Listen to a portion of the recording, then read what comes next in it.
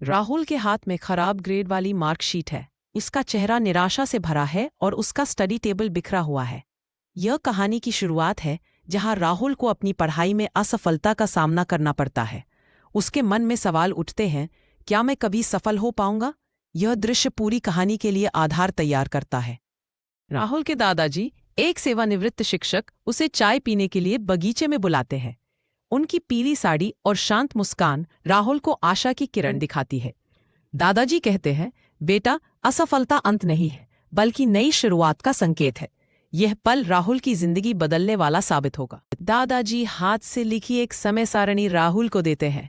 वे समझाते हैं, रटने से बेहतर है समय का सही प्रबंधन। यह सरल लेकिन गहरा सिद्धांत राहुल के अध्ययन दर्शन को पूरी तरह बदल देता है। दादाजी के अनुसार सफलता का 80% रहस्य सही समय प्रबंधन में छिपा है। राहुल अपने कमरे की दीवार पर रंगीन प्लानर चिपकाता है और नए शेड्यूल का पालन करने की कोशिश करता है। पहले 3 दिन कठिन होते हैं। अलार्म बजने पर उठने में परेशानी, ध्यान केंद्रित करने में कठिनाई, लेकिन वह हार नहीं मानता। यह दृश्य दिखाता है कि कैसे सिद्धांत को व्यवहार में लाना आसान नहीं होता। एक दिन राहुल यूट्यूब पर आईआईटी टॉपर के इंटरव्यू देखता है। वह छात्र कहता है, मैं भी पहले फेल हुआ था, लेकिन सही विधि ने सब बदल दिया। यह वीडियो राहुल के मन में नई ऊर्जा भर देता है। उसे एहसास होता है कि सफलता संभव है, बस सही दिशा में मेहनत करनी होगी। दादाजी राहुल को पोमोडोरो तकनीक सिखाते हैं। 25 मिनट पढ़ाई, 5 मिनट ब्रेक। वे समझाते हैं कि मस्तिष्क इस तरह से डिजाइन किया गया है कि छोटे छोटे अंतराल में ज्यादा ध्यान केंद्रित कर सकता है।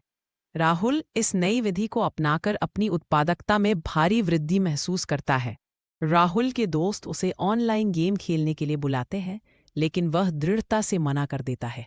उसका फोन नोटिफिकेशन से भरा होता है, लेकिन वह अपने शेड्यूल से चिपका रहता है।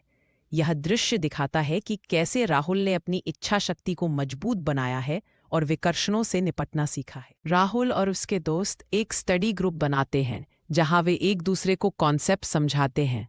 दादाजी कोने में बैठकर मुस्कुराते हुए इन युवाओं को देखते हैं।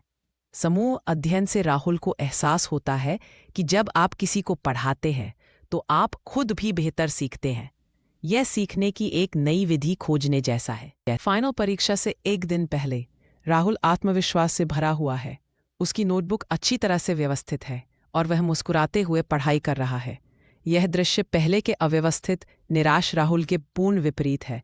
उसे अब पता है कि सही विधि और अनुशासन से सफलता निश्चित है। राहुल नीले रंग के एनवेलप में अपना सफलता पत्र लहराते हुए परिवार के साथ खड़ा है। दादाजी उसे गर्व से गले लगाते हैं।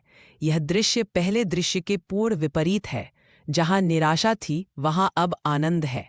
राहुल की कहानी साबित करती है कि सही मार्गदर्शन और मेहनत से सफलता अवश्य संभावी है।